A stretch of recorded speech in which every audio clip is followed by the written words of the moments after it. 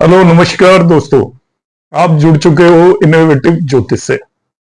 आज हमारे डिस्कशन का विषय बिल्कुल अलग है। ये ज्योतिष नहीं है, एस्ट्रोलॉजी नहीं है, बल्कि मैं बात करूंगा वास्तु शास्त्र से रिलेटेड। और मुझे बात करने की आवश्यकता क्यों पड़ी? क्योंकि YouTube पर, क्योंकि मैं मेरा अपना एक चैनल है, कई वीडियोस में डालता हूं, तो मेरे सामने बहुत सारे वीडियोस आते हैं जिसमें बहुत ही वास्तु शास्त्री ये क्लेम करते हैं कि वो आपके घर के वास्तु दोष को मिटा सकते हैं और वास्तु के बेस पर आपको करोड़पति अरबपति पता नहीं क्या क्या बना सकते हैं। तो ये मेरी एक सोशल रेस्पॉन्सिबिलिटी है। एस्ट्रोलॉजी में भी मैं इसीलिए हूं कि उसकी सच्चाइयों को आपके सामने ला सकूं, और वास्तु में भी मैं इसीलिए हूं कि उसकी सच्चाई को ला सकूं। अपना बैकग्राउंड बता देता हूं। मैं पिछले 25 साल से वास्तु पढ़ रहा हूं। मैं ना ही तो वास्तु प्रैक्टिस करता हूं और ना मैं वास्तु पढ़ाता हूं, और उसका एक कारण है जो मैं अभी आपको बताऊंगा। मगर आप इस वीडियो को बिल्कुल छोड़कर मत जाइएगा, क्योंकि हमें भ्रम से बाहर निकलना है। आपने देखा होगा आजकल बहुत यंग वास्तु शास्त्री आते हैं जिनका प्रेजेंटेशन इतना शानदार होता है, और वो आपको वास्तु दोषों से मुक्ति दिलाने की गारंटी लेते हैं। तो क्या वाकई में वास्तु दोषों से मुक्ति मिल सकती है? क्या वास्तु करनी भी चाहिए? वास्तु कोई चीज भी है जो आज की डेट में एग्जिस्ट करती है या नहीं करती है? हमारा जो भी ब्रह्मांड है और हम सब पंच महाभूतों, पंच तत्वों से मिलकर बने हुए हैं।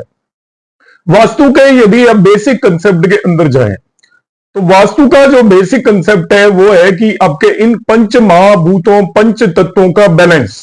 आपका शरीर में यदि पंच तत्वों का बैलेंस नहीं है तो आपका शरीर बीमार हो जाएगा। आपके घर में उन पंच तत्वों का बैलेंस नहीं है तो आपके घर के अंदर नेगेटिव एनर्जी होगी, ऐसा एनवायरनमेंट होगा जिससे कि उसके अंदर रहने वाले लोग बीमार, उनकी शारीरिक और मानसिक स्थिति खराब होगी, और जिससे उनकी जिंदगी के सभी रिलेटेड जो भी इवेंट है उसके अंदर, उनका व्यवसाय है, उनकी एजुकेशन है, सभी पर फर्क पड़ेगा। तो ये फर्क पड़ता है पंच तत्वों से। अब पंच तत्व कैसे हैं?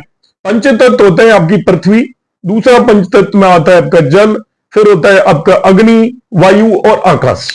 इन पंच तत्वों का प्रॉपर बैलेंस को ही हम वास्तु बोलते हैं, कि जो आपने घर बनाया उसके अंदर इन सभी तत्वों का प्रॉपर बैलेंस होना चाहिए। और एक वास्तु शास्त्री इस तरीके से आपको डिजाइन बनाकर देता है जिससे कि प्रॉपर आपके यहां पर पृथ्वी हो, मतलब भूमि होनी चाहिए जिससे आपका कांटेक्ट हो, प्रॉपर पानी आना चाहिए, वाटर दूसरा तत्व, तो प्रॉपर हवा आनी चाहिए, प्रॉपर हीट, अग्नि मतलब हीट आनी चाहिए, और प्रॉपर खुली जगह होनी चाहिए। सभी जगह यदि आपके घर के अंदर है उसका इस तरीके से डिजाइन किया है तो आपका घर वास्तु सम्मत है, अदरवाइज नहीं है।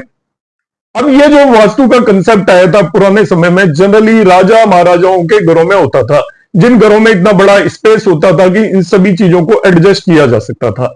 मगर आज के समय में जब आप किसी भी मेट्रोपोलियन सिटी के अंदर रहते हैं, दिल्ली में रहते हैं, मुंबई में रहते हैं, तो क्या वास्तु आप कर भी सकते हैं क्या? सबसे पहले तो ये सवाल उठता है कि हम किसी वास्तु शास्त्री के पास क्यों जाएं?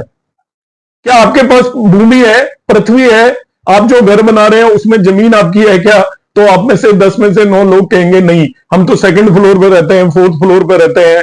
और यदि ग्राउंड पे भी रहते हैं तो वो पूरी की पूरी जो भूमि है, पृथ्वी, वो सारी की सारी आपने मार्बल, टाइल्स या किसी भी चीज से कवर की हुई है। तो पृथ्वी तत्व तो आपका बिल्कुल एग्जिस्ट ही नहीं करता। आपके शरीर के अंदर एग्जिस्ट करता है मगर आपके घर के अंदर पृथ्वी तत्व नाम की कोई चीज एग्जिस्ट नहीं करती। तो वास्तु दोष वहीं क्रिएट हो जाता है। आपका पहला एलिमेंट उसे कोई भी सही नहीं कर सकता। सपोज आप ग्राउंड फ्लोर पर रहते हैं तो आप थोड़ा कच्चा छोड़ सकते हैं अपने घर में, और वहां पर चलकर गए तो आपको पृथ्वी तत्व का एहसास होगा, आपको वो मिलती रहेगी।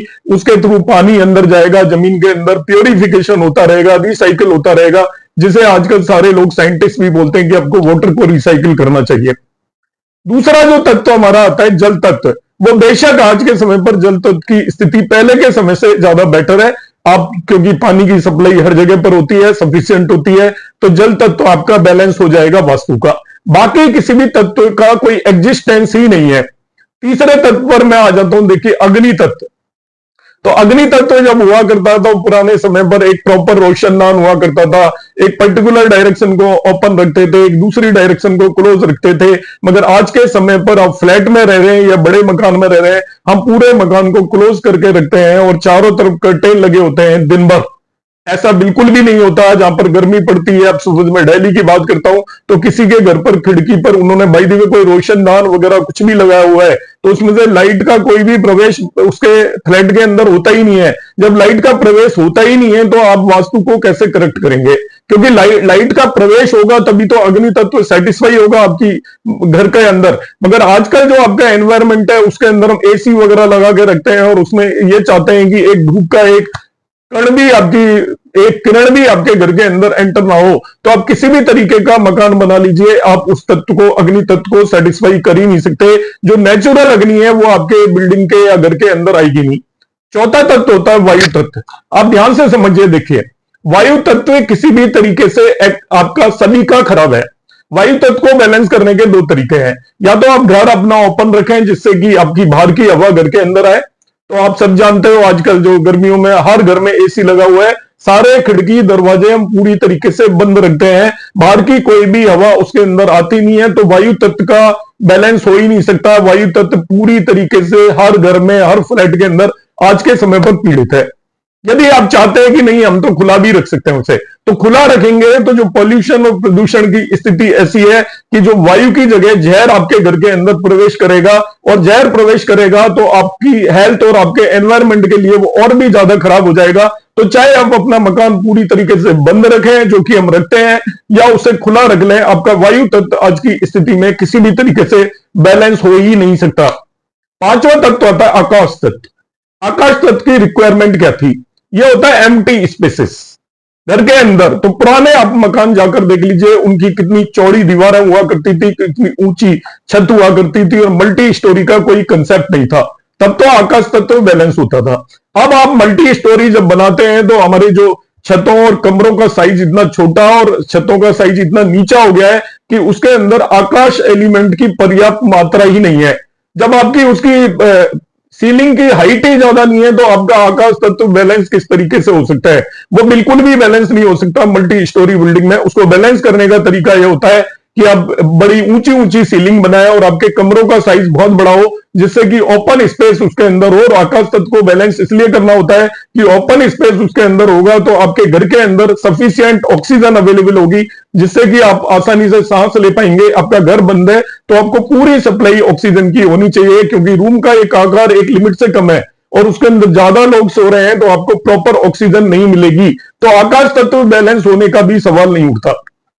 तो जब ना ही आप आकाश तत्व को बैलेंस कर ही नहीं सकते, वायु तत्व को आप बैलेंस कर ही नहीं सकते, अग्नि तत्व को आप बैलेंस कर ही नहीं सकते, पृथ्वी तत्व को आप बैलेंस कर ही नहीं सकते, तो हम वास्तु शास्त्री के पास क्यों जाए और वास्तु से हमें क्या मिलने वाला है?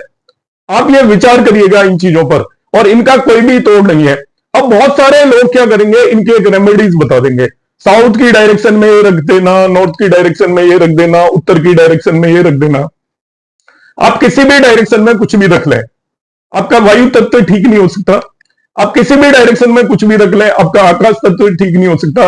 आप किसी भी डायरेक्शन में कहेंगे कि अग्नि तत्व भी ठीक नहीं है, तो अब अग्नि की एक पिक्चर लगा दीजिए। तो क्या मजाक कर रहे हैं हम? एक्चुअली एक अग्नि की पिक्चर लगाने से क्या आपका अग्नि तत्व सेटिस्फाई हो जाएगा? वायु की पिक्चर लगाने से वायु तत्व सेटिस्फाई हो जाएगा? हो सकता है क्या? जो उपाय कर रहे हैं या वास्तु शास्त्री के उपाय पर जो विश्वास कर रहे हैं, कोई कहेगा घर के अंदर कछुआ लगा दीजिए, कोई कहेगा मछली लगा दीजिए। तो आपको बिलीव है इन चीजों से कि कछुआ लगाने से पंच महाभूत या पंच तत्वों का किसी भी तरीके से कोई रेमेडीज हो सकती है? वास्तु की कोई भी रेमेडी होती ही नहीं है। वास्तु की केवल एक रेमेडी है कि आपका घर वास्तु सम्मत होना चाहिए। अब वास्तु सम्मत नहीं हो सकता, उसका कारण मैंने आपको बता दिया है। तो आप यदि इन चक्करों में पड़ रहे हैं तो मेरे इस वीडियो पर विचार करें ध्यान से।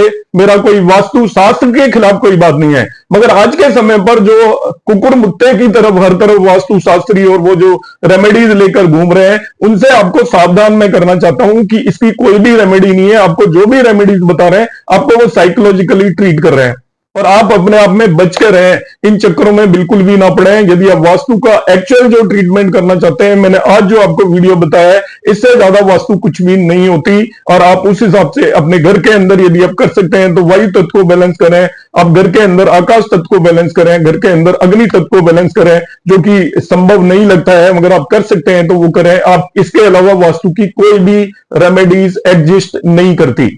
नमस्कार।